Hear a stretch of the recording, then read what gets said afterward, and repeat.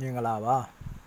မနက်ဖြန်ခုနှစ်ရက်သားသမီးများအတွက်တည့်ရတာဆောင်းရန်ရှောင်းရန်များကိုစတင်ပြောကြားပေးပါတော့မယ်တနင်္ဂနွေသားသမီးများအတွက်ယနေ့မှာတော့ဝမ်းသာစရာတွေအောင်မြင်မှုတွေဇက်တိုက်ကြုံတွေ့ရမယ့်နေ့လေးဖြစ်ပါတယ်ရွှေရတနာအလှကုန်အလှပြင်ဆိုင်အနုပညာနဲ့သက်ဆိုင်တဲ့အလုပ်များအထူးအောင်မြင်ပါလိမ့်မယ်ကိုလက်ရရန္တာမျိုးတွေဖြစ်တတ်ပါတယ်နှစ်ကိုးပါတဲ့ကဏ္ဍများအကျိုးပေးပြီးတော့ကံကောင်းတဲ့ရောင်တော့အဝါရောင်နဲ့ရွှေဝါရောင်ဖြစ်ပါတယ်ရေဒီယာအနေနဲ့ကတော့မိမိအရာဖျာမှာစီမီ9တိုင်ကတ်လို့ပူဇော်ပေးပါတနင်္လာသားသမီးများအတွက်ယနေ့မှာတော့မိတ်ဆွေရင်းများနဲ့စကားပြောဆိုရင်းခေါ်အောင်တတ်ပါတယ်စာချုပ်ဆက်တူရှယ်ယာကိစ္စတွေစိတ်ညစ်ရတတ်ပါတယ်ဝမ်းသာစရာသတင်းကောင်းများကြားပါလိမ့်မယ်ခြေထောက်အောက်ပိုင်းမှာထိခိုက်မိတတ်ပါတယ်အခြေအေးမှာတော့အထင်မြင်လွဲစရာများနဲ့ကြုံတွေ့ရတတ်ပါတယ်နှစ်ခွန်ပါတဲ့ကဏ္ဍများအကျိုးပေးပြီးတော့ကံကောင်းတဲ့အရောင်တော့အနီရောင်နဲ့ပန်းရောင်ဖြစ်ပါတယ်ရေဒီယာအနေနဲ့ကတော့မိမိရန်ဖျာမှာမွေးကားကတ်လို့ပူဇော်ပေးပါအင်္ဂါသားသမီးများတော့ယနေ့မှာတော့အလုံးမှာဝေခွဲအခက်ဆုံးဖြတ်ခက်တာမျိုးတွေဖြစ်ပါမယ်အထင်လွဲဆွဆွဲခံရတတ်ပါတယ်ရွှေလက်ဝတ်ရတနာပစ္စည်းတွေထွက်သက်ပြောက်သက်ပျက်စီးတတ်ပါတယ်အထက်လူကြီးအကြီးအကဲများစီကနေပြီးတော့အကူအညီအထောက်ပံ့တွေရရှိပါလိမ့်မယ်ဘိုင်းအောင်ဘိုင်းနာဖြစ်တတ်ပါတယ်အခြေအေးမှာတော့တာတာယာယာရှိနေပါမယ်ငါးခွန်ပါတဲ့ကဏ္ဍများအကျိုးပေးပြီးတော့ကံကောင်းတဲ့ရောင်တော့ရွှေဝါရောင်နဲ့ညီညွတ်အောင်ဖြစ်ပါတယ်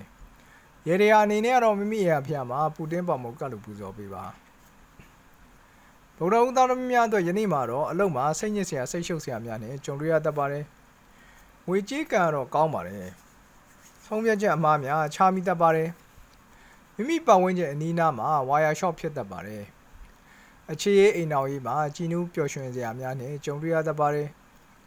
လေးငါးပါတဲ့ကဏ္ဍများအကျိုးပေးပြီးတော့ကံကောင်းတဲ့ရောင်တော့အဖြူရောင်နဲ့အဝါရောင်ဖြစ်ပါတယ်ရေဒီယာအနေနဲ့တော့မိမိရဖျာမှာပဲနိုကတ်လို့ပူဇော်ပေးပါကြာရပရိသတ်များအတွက်ယနေ့မှာတော့အဆအဆအရာရာအဆင်ပြေအောင်မြင်မဲ့နေ့လေးဖြစ်ပါတယ်လူမျိုးကြားဘာသာကြားဆက်တူရှယ်ယာကိစ္စတွေမှာအဆင်ပြေပါလိမ့်မယ်အခြေအေးနဲ့အိမ်တော်ရေးမှာတော့သုံးတဲ့သူဖေးမကူညီမှုများနဲ့တာယာနေပါလိမ့်မယ်ငွေကံကောင်းပါတယ်ခြေထောက်မှာထိခိုက်ဒဏ်ရာရတတ်ပါတယ်တစ်သုံးပါတဲ့ကဏ္ဍများအကျိုးပေးပြီးတော့ကံကောင်းတဲ့ရောင်တော့အစိမ့်နှူရောင်ဖြစ်ပါတယ်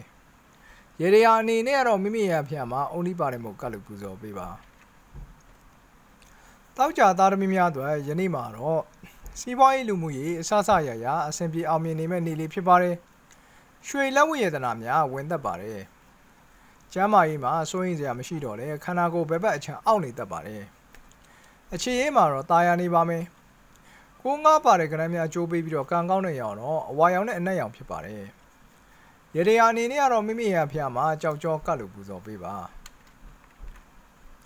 စနေသားသမီးများတော့ယနေ့မှာတော့ငွေကြေးနဲ့ပတ်သက်ပြီးတော့စိတ်နှောင့်ယှက်များဖြစ်ရပါမယ်အလုံးမှာသူများပြဿနာကိုပြဿနာဖြစ်တတ်ပါတယ်ရစရာရှိတဲ့ငွေများပြန်မရဘဲနဲ့ထင်းခေါ်ကြံကြာနေတတ်ပါတယ်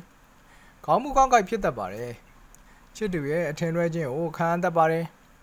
ငါးလေးပါတဲ့ကဏ္ဍများအကျိုးပေးပြီးတော့ကံကောင်းတဲ့ရောင်တော့အပြာရောင်နဲ့အညူရောင်ဖြစ်ပါတယ်ရေဒီယာအနေနဲ့ကတော့မိမိရဖျာမှာလက်ဖက်ရည်ကတ်လို့ပူဇော်ပေးပါအားလုံးကျမ်းမာချမ်းသာကြပါစေ